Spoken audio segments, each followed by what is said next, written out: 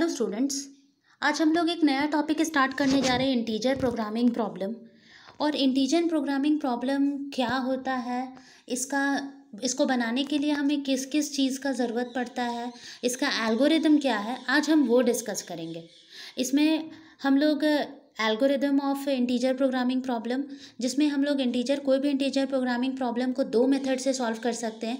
एक गोमोरीज method, गोमोरीज cutting plane method, और एक है ब्रांच एंड बाउंड टेक्निक। तो आज हमारा एल्गोरिदम का डिस्कशन होगा गोमोरीज कटिंग प्लेन मेथड का। कल हम लोग गोमोरीज कटिंग प्लेन मेथड से ही रिलेटेड एक एग्जाम्पल करेंगे। तो आज सिर्फ ये इंट्रोडक्टरी वीडियो है ऑफ इंटीजर प्रोग्रामिंग प्रॉब्लम और गोमोरीज कटिंग प्लेन मेथड का। हो सकता है कि आप लोग को एल्गोरिदम में ना समझ में आए, लेकिन जब हम लोग कल इससे एग्जाम्पल करेंगे तो आप लोगों को अच्छे से समझ में आएगा कि हम लोग आज एल्गोरिदम में क्या पढ़ा। तो इसको हम लोग को कैरी फॉरवर्ड करते हैं।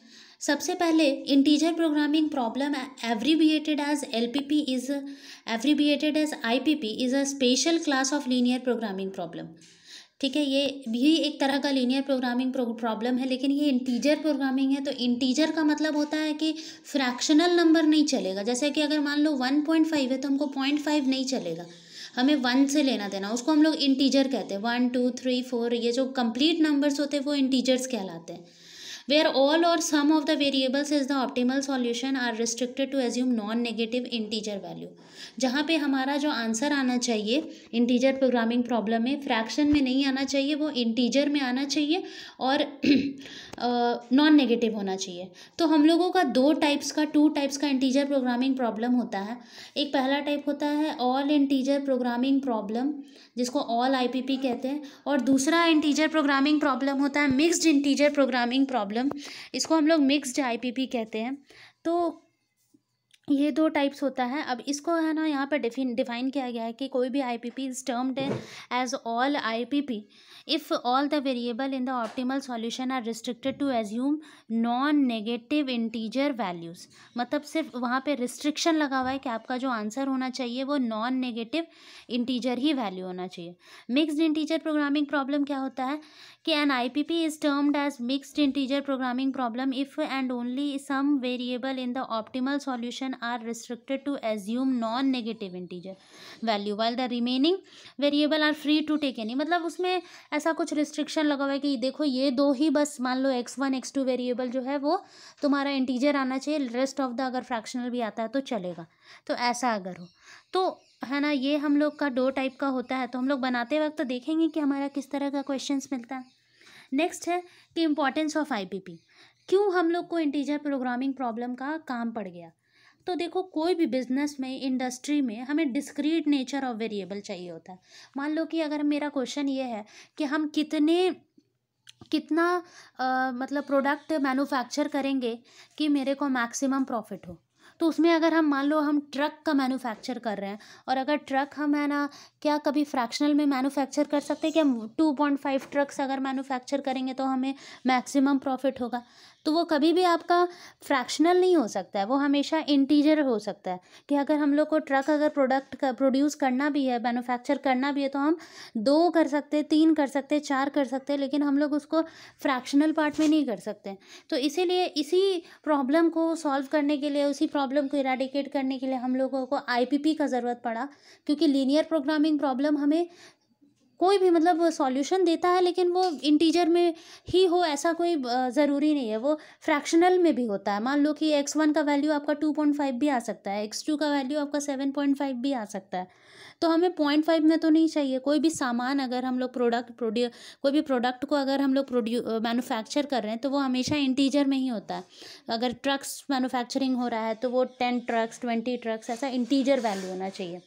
तो ऐसा है, तो इसीलिए हम लोगों को आईपीपी का ज़रूरत पड़ा। अब हम लोग पहले पढ़ेंगे कि गोमोरीज कंस्ट्रेंट क्या होता है, क्योंकि ये जो मेथड है वो हमारा गोमोरीज कटिंग प्लेन मेथड है। तो हम लोग यहाँ पे पढ़ेंगे कि गोमोरीज कंस्ट्रेंट क्या होता है। तो गोमोरीज कंस्ट्रेंट में हम लोग क्या होगा, the construction of the Gomory's constraints is based on the fact that is based on the fact that a solution which satisfy the constraints in the given IPP also satisfy other constraints derived by adding or subtracting two or more constraints or multiplying a constraint by a non-zero number. जैसे कि मान लो कि solve करने के बाद हमारा answer आ गया, इसको हम लोग ये पूरी चीज़ को गोमोरिस कंस्ट्रेंट्स को ही समझ रहे हैं कि अगर हम लोग सॉल्व करने के बाद हमारा जो आंसर है वो ए आया, ठीक है, हमारा आंसर अगर ए आ गया तो A is equal to largest integral part of a number, उसमें से अगर हम लोग उसको इस फॉर्मेट में रिप्रेजेंट करें तो वो लार्जेस्ट इंटीग्रल पार्ट हो गया उस नंबर का। उसके बाद एफ जो होता है वो मेरा फ्रैक्शनल पार्ट होता है, ठीक है, एफ हमारा फ्रैक्शनल पार्ट होता है। तो हम लोग यहाँ पे कोई भी इंटीजर को कैसे रिप्रेजेंट करेंगे, मान लो कि सपोज हमारा ऐसा है 2.5, तो यहाँ पे 2 जो है वो मेरा क्या है, इंटीजर पार्ट है, और 0.5 जो है वो मेरा फ्रैक्शनल पार्ट है। तो वही बोल रहा है कि जो ए है उसको आप इंटीजर में और फ्रैक्शनल में पहले डिवाइड करो। जैसे कि ए है तो उसमें इंटीजर पार्ट, जैसे अभी जस्ट हम एग्जांपल में बताएं कि अगर मान लो कि 2.5 है तो 2.5 को क्या लिखो, यहाँ पे 2 जो है वो इंटीजर पार्ट है और इसका फ्रैक्शनल पोर्शन कितना है 0.5, तो 0.5 हमारा फ्रैक्शनल पार्ट हो गया जो कि एफ से रिप्रेजेंट करेंगे और इंटीजर पार्ट को हम लोग ए से डिनोट करेंगे, ठीक है। नेक्स्ट हम लोग इसमें क्या करेंगे, देखो एक एग्जाम्पल से बताएंगे कि इसमें क्या करते हैं। फिर हम लोग यहाँ पे एक एग्जाम्पल दिया हुआ है कि ए जो है वो 4/3 है और इसका इंटीजर पार्ट 4 हो गया और इसका फ्रैक्शनल पार्ट 1/3 हो गया। तो ए और बिग ब्रैकेट ए को हम लोग 4 से डिनोट किए हैं और एफ मेरा 1/3 है, ठीक है। और अगर मान लो कि if A is equal to -4/3 होता, 4 1/3 होता, तो हमारा ग्रेटेस्ट इंटीजर यहाँ पे -5 हो जाता, क्योंकि -5 से -4 1/3 से छोटा नंबर हमको चाहिए। जैसे 4/3 था तो हम लोग 4 लिखें, तो अगर -4 1/3 होगा, जैसे कि फॉर एग्जांपल यहाँ पे क्या है मेरा -4 1/3 है, तो -4 से छोटा इंटीजर क्या है, अगर हम -4 से देखें तो -3 बड़ा है, -4 से छोटा इंटीजर मेरा -5 है, तो इसीलिए हम लोग यहाँ पे -5 लिखें और उसका फ्रैक्शनल पार्ट को यहाँ पे लिखें। और फ्रैक्शनल पार्ट भी हम लोग इसका कैसे लिखेंगे, जब भी कोई नेगेटिव नंबर होता है तो फ्रैक्शनल पार्ट लिखते वक्त हम लोग 1 से माइनस करते हैं। जैसे 1 - 1/3 किए तो मेरा वैल्यू जो आ गया 2/3 आ गया, तो यही मेरा क्या कहलाएगा, फ्रैक्शनल पार्ट। अब उसके बाद हम लोग, ये हो गया, हम लोग ए और एफ में उसको डिनोट कर दिए। फिर यहाँ पे हम लोग we proceed for the construction of Gomory's constraint. यहाँ पे हमें गोमोरिस कंस्ट्रेंट का कंस्ट्रक्शन करना होगा। इसको, ये पूरे टेबल को अगर हम लोग एक एग्जाम्पल के थ्रू समझेंगे तो ये ज़्यादा अच्छा से समझ में आएगा कि हम लोग इस टेबल को कैसे लिखें। अब हम एक एग्जाम्पल में जा रहे हैं, जहाँ पे ये एक एग्जाम्पल है, इसमें देखिए कि हमको क्यों गोमोरिस का ज़रूरत पड़ा। यहाँ पे सबसे पहले हम लोग सिंप्लेक्स मेथड से ही इसको सॉल्व किए। ये जो पूरा टेबल है इसको हम लोग सिंप्लेक्स मेथड से ही सॉल्व किए हैं, और सिंप्लेक्स मेथड से सॉल्व करने पे हमारा पहला डेल जे जो है 0 3 0 0, तो पॉजिटिव आ गया, मतलब हमको सेकंड टेबल बनाना होगा। फिर जब हम लोग डेल जे निकालें तो एक पॉजिटिव आ गया और बाकी तो 0 नेगेटिव है। और फिर जब थर्ड टेबल बनाए तो हमारा 0 0 -3/5 -9/5 आ गया, तो नेगेटिव आ गया, मतलब मेरा सॉल्यूशन क्या हो गया, ऑप्टिमल हो गया। लेकिन सॉल्यूशन तो ऑप्टिमल हो गया, यहाँ पे अगर आप आंसर देखो तो y1 का वैल्यू 3/5 है और y2 का वैल्यू 13/5 है, मतलब मेरा x1 3/5 आया और x2 13/5 आया। तो ये जो 13/5 3/5 ये तो दोनों ही कैसा है, फ्रैक्शनल है। तो फ्रैक्शनल है तो इसको हम लोगों को क्या करना होगा, सबसे पहले हम लोगों को गोमोरिस कंस्ट्रेंट की मदद से हम लोग इसको इंटीजर प्रोग्रामिंग प्रॉब्लम में डिवाइड करेंगे। तो ये हम लोग एक एग्जांपल से ही समझेंगे कि हम लोग कैसे इस पे काम करते हैं। गोमोरिस कंस्ट्रेंट में एक और बहुत इंपॉर्टेंट चीज़ ये होता है,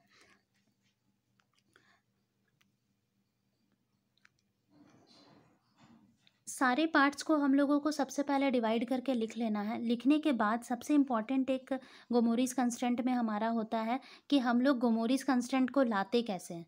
तो इसमें बहुत सारे केसेस होते हैं, ये उसका पूरा फॉर्मूलेशन है, जो कि हम लोग इस फॉर्मूलेशन को अगर एक्स बी एफ बी के फॉर्म में अगर हम लोग पढ़ेंगे, जैसे कि ये पूरे फॉर्मूलेशन को अगर एक्स आई एक्स बी इस फॉर्म में पढ़ेंगे तो ये इसको समझ पाना थोड़ा मुश्किल है। ये तो बहुत इंपॉर्टेंट चीज़ है, ये चीज़ पे ही हम लोगों का काम होता है। जैसे कि कि यहाँ पर F B I minus summation of J is equal to M plus one to से लेकर एन तक है। फिर उसके बाद ये लेस देन इक्वल टू होना चाहिए F B I less than one. तो ये कुछ ऐसी चीज़ें हैं जो आपको याद रखना होगा। उसके बाद यहाँ पे सबसे इम्पॉर्टेंट है कि हम लोग के लिए सबसे इम्पॉर्टेंट है ये वाला वैल्यू, ठीक है, इसी को हम लोग कहते हैं, और ये वाला वैल्यू, ठीक है, यही इसी वैल्यू से यहाँ पर जो ये हमारा वैल्यू है इसी को हम लोग कहते हैं गोमोरीज कंस्टेंट। हम लोग एक गोमोरीज कंस्टेंट को इंट्रोड्यूस करते हैं और वही गोमोरीज कंस्टेंट की मदद से हम लोग जो सॉल्यूशन जो हमारा फ्रैक्शनल में आया है उसको हम लोग इंटीजर में लाते हैं। तो ये चीज़ आप याद रखिए कि गोमोरीज कंस्टेंट क्या होता है, minus of summation of J equal to M plus one से लेकर एन तक F I J X J less than equal to minus of F B I, इसे हम लोग गोमोरीज कंस्टेंट कहते हैं। और ये जो हमारा इक्वेशन है इसको द कंस्टेंट इक्वेशन 3 को ही हम लोग कहते हैं गोमोरीज कटिंग प्लेन इक्वेशन। ये है हमारा इक्वेशन, इसी में हम लोग गोमोरीज कंस्टेंट को भी इंट्रोड्यूस करते हैं। लेकिन इम्पॉर्टेंट, सबसे इम्पॉर्टेंट अगर इक्वेशन कौन सा है तो ये है हमारा, इसी को हम लोग गोमोरीज कंस्टेंट इक्वेशन कहते हैं। और जब हम लोग क्वेश्चन को सॉल्व करेंगे तो ये चीज़ यूज़ करेंगे। अब ये यहाँ पे m क्या होता है, n क्या होता है, तो m जो होता है वो होता है नंबर ऑफ़ रोज़ और n जो होता है वो नंबर ऑफ़ कॉलम्स होता है। तो ये हम लोग पढ़ेंगे कि कैसे इसको m और n को इंट्रोड्यूस करना है। उसके बाद नेक्स्ट है ये उसी का पूरा आपका यहाँ पे है कि हम लोग इसको कैसे सॉल्व करते हैं। अब आता है computational procedure of solving IPP, मतलब कि है ना कटिंग प्लेन मेथड का ये क्वेश्चन आपका एग्जाम में भी आने का पूरा चांसेस है कि what is the algorithm for IPP for solving solution of all IPP by Gomory's method. तो यहाँ पे स्टेप 1 क्या होगा कि अगर मिनिमाइजेशन का एलपीपी है, आईपीपी है, तो उसे मैक्सिमाइजेशन में बदल लो, ये देख लो कि सारा बी आईज पॉजिटिव है कि नहीं। फिर स्टेप 3 होता है कि convert the constants into equation by introducing non negative slack और सरप्लस वेरिएबल। देख लो तुम्हारा इक्वेशन कैसा है, उस हिसाब से है ना स्लैक वेरिएबल और सरप्लस वेरिएबल को इंट्रोड्यूस करो। नेक्स्ट है obtain the optimum solution of a given LPP ignoring the integer condition. ठीक है, अभी हम लोगों को ये मत सोचना, ये नहीं सोचना है कि मेरा आईपीपी का क्वेश्चन है तो आईपीपी का क्वेश्चन है तो हम लोगों को जो सॉल्यूशन आना चाहिए वो एकदम आईपीपी इंटीजर में ही आना चाहिए, ऐसा नहीं है। आप लोग ऐसा सोचो कि है ना अभी हम लोग सिंप्लेक्स मेथड सॉल्व कर रहे हैं और सिंप्लेक्स मेथड से जो आंसर आएगा वो ले आओ। अब देखो जैसे ही आप लोग है ना सिंप्लेक्स मेथड से इसको सॉल्व करके आंसर लाओगे तो आपके पास 2 पॉसिबिलिटी होगा। Now there are 2 possibility. पहला पॉसिबिलिटी होगा कि the optimum solution have all integer value then the required solution has been obtained। पहला कि हम लोग आईपीपी में क्या चाहते हैं कि मेरा सॉल्यूशन कैसा आए, वो मेरा आए इंटीजर। और अगर मान लो कि तुम्हारा सॉल्यूशन मतलब ऑलरेडी आपका सॉल्यूशन जो है वो इंटीजर है तो हमको आगे कुछ करने का ज़रूरत ही नहीं है। लेकिन अगर मान लो कि मेरा दूसरा केस क्या होगा कि मान लो कि अगर मेरा सॉल्यूशन ऑप्टिमम नहीं आया, मतलब कि the optimum solution does not have all integer values, then proceed to the next step. तब हम लोग को दूसरे स्टेप में जाना है और दूसरे स्टेप में जाने के लिए क्या लिखा हुआ है कि if any one variable has a fractional value then corresponding to the row in which this fractional variable lies in the optimum simplex table form Gomory's constraint. क्या करना है हम लोगों को कि जो मान लो कि x1 है और x2 2 वेरिएबल था, x1 के लिए मान लो आंसर 5 आ गया जो कि इंटीजर है, लेकिन x2 के लिए मान लो कि आ गया 5/2/3 ऐसा आ गया, मतलब फ्रैक्शन में आ गया। तो क्या कह रहा है कि if any one variable has a fractional value then corresponding to the row in which this fractional variable lies in the optimum simplex table form Gomory's constant. उस पर्टिकुलर वेरिएबल के कॉरेस्पॉन्डिंग आपको क्या फाइंड आउट करना है, गोमोरीज constant. और गोमोरीज constant का भी तुरंत हम पीछे में फॉर्मूला पढ़े जिसको हम बोले भी कि बहुत इंपॉर्टेंट है, ये फॉर्मूला पढ़े गोमोरीज कंस्टेंट के लिए। ठीक है, ये ही सबसे इंपॉर्टेंट फॉर्मूला गोमोरीज कंस्टेंट के लिए। इस फॉर्मूले की मदद से ही हम लोग गोमोरीज कंस्टेंट उस पर्टिकुलर रो के लिए बनाएंगे, उस पर्टिकुलर x2 या x1 के लिए बनाएंगे जहाँ पे मेरा फ्रैक्शनल वैल्यू आया। ठीक है, उसके बाद हम लोग को क्या करना है चलो उसके बाद सबसे पहले गोमोरीज कंस्ट्रेंट तो बना रही है उस फॉर्मूला के मदद से। और however if more than one variable are fractional, अब यहाँ पे एक और चीज़ दे रहा है कि मान लो कि एक वेरिएबल का ही फ्रैक्शनल वैल्यू है तो ठीक है, हम लोग उसी के कॉरेस्पॉन्डिंग बनाएंगे। लेकिन मान लो कि however if more than one variable are fractional then select the non integral variable which contain the largest fractional part. तो मान लो कि दो आ गया तुम्हारे पास, दो इक्वेशन आ गया कि एक में है मेरा 2/3 और दूसरा आ गया 4/5, ऐसा है। तो ये इसका फ्रैक्शनल पार्ट है और ये मेरा दूसरा का फ्रैक्शनल पार्ट है। तो इस दोनों में से जो मेरा सबसे बड़ा फ्रैक्शनल पार्ट है उसमें से हम लोग बड़े वाले को लेकर उसके कॉरेस्पॉन्डिंग गोमोरीज कंस्टेंट बनाएंगे और उसको हम लोग डिनोट करेंगे XGI से, ठीक है। और मान लो कि अगर इक्वल हो गया, मान लो 3/5 है, 3/5 है, दोनों इक्वल हो गया, तो ऐसा केस में हम लोग क्या करेंगे, कोई भी ले सकते हैं अपने मन से, आप x1 का या x2 का कोई भी ले लो, कोई भी रो का ले लो और उसके हिसाब से हम लोग गोमोरीज कंस्टेंट को बनाएंगे। उसके बाद नेक्स्ट है 7th स्टेप में कह रहा है कि adding the Gomory's constant equation to the optimum simplex table. अब हम लोग क्या करेंगे कि पहले तो हम लोग एक सिंप्लेक्स टेबल बना चुके थे, लेकिन गोमोरीज कंस्टेंट को ऐड करने के बाद हम लोग एक नया सिंप्लेक्स टेबल बनाएंगे जिसमें हमारा क्या होगा, गोमोरीज कंस्टेंट भी इंट्रोड्यूस्ड होगा। फिर उसके बाद गोमोरीज कंस्टेंट इंट्रोड्यूस करने के बाद हम लोग वापस से एक सिंप्लेक्स टेबल बनाएंगे, उस टेबल को देखेंगे, फिर से उसका डेल जे निकालेंगे जैसे हम लोग सिंप्लेक्स में निकालते हैं, और उसके बाद हम लोग चेक करेंगे कि मेरा रिक्वायर्ड सॉल्यूशन आया है कि नहीं आया। अगर नहीं आता है तो हम लोग फिर से रिपीट करते जाएंगे, 4 टेबल 5 टेबल बनते चला जाएगा। लेकिन हम लोग कोशिश करेंगे कि 2 टेबल वाला ही बनाए, क्योंकि 4 टेबल 5 टेबल में बहुत लंबा चला जाता है और समझने में फिर प्रॉब्लम होने लगता है। तो क्वेश्चन है, कोशिश करेंगे 2 टेबल का बनाए, लेकिन आप लोग प्रैक्टिस जब करते हो तो आप लोग 4 टेबल 5 टेबल का बना सकते हो। और 4 टेबल 5 टेबल का जो क्वेश्चंस होता है वो एग्ज़ाम में जनरली नहीं आता है, क्योंकि उतना लंबा जाने के बाद आपके पास टाइम ही नहीं बचेगा। जैसे लास्ट क्लास में ही जो हम लोग रिवाइज सिंप्लेक्स टेबल पढ़ें वो इतना लंबा था, मतलब 5 टेबल्स बन रहा था उसमें। तो अगर आप लोग उसको अगर हम लोग एग्ज़ाम में दे दें तो 2 आवर्स तो लग रहा है कि एक क्वेश्चन ही बनाने में चला जाएगा। तो इसीलिए कोशिश करिए कि बड़ा टेबल से आप प्रैक्टिस करो, ताकि अगर छोटा टेबल का भी क्वेश्चन आए, मतलब जहाँ पे 2 टेबल बने, 3 टेबल बने, तो आप लोग आराम से बना लो। तो अगर बड़े वाले को जो बड़े वाले जो टेबल्स है, बड़े क्वेश्चंस होते हैं जिसमें 5-6 टेबल्स बनता है, उसको बना के अगर आप लोग प्रैक्टिस कर लोगे तो छोटा वाला आराम से बन जाएगा। तो इसीलिए हम वो एक बड़ा क्वेश्चन लेकर चले थे। तो यहाँ पर भी वही करना है कि हम लोग गोमोरीज कंस्ट्रेंट को इंट्रोड्यूस करके सिंप्लेक्स टेबल में चेक करेंगे कि है ना, डेल जे का जो वैल्यू है वो मेरा सारा नेगेटिव आ गया, और जो मेरा सॉल्यूशन है, ऑप्टिमल सॉल्यूशन है, वो इंटीजर है कि नहीं। अगर इंटीजर होगा तो हमारा यहीं पे स्टॉप हो जाएगा काम, और है ना हमारा रिक्वायर्ड आंसर आ जाएगा। लेकिन अगर मान लो कि इंटीजर नहीं आया तो हम लोग दोबारा से गोमोरीज कंस्टेंट को इंट्रोड्यूस करेंगे, फिर से सॉल्व करेंगे और फिर से दूसरा वैल्यू लाएंगे, जैसे कि जनरली हम लोग सिंप्लेक्स टेबल में करते हैं। तो यही था आज ये पूरा आपका सिर्फ एल्गोरिदम है। इसको एक बार अच्छे से देख लो, ताकि कल जब हम एक क्वेश्चन बताएं, कल के क्लास में जब गोमोरीज का क्वेश्चन बताएं, तब आपको अच्छे से समझ में आ सके। Thank you.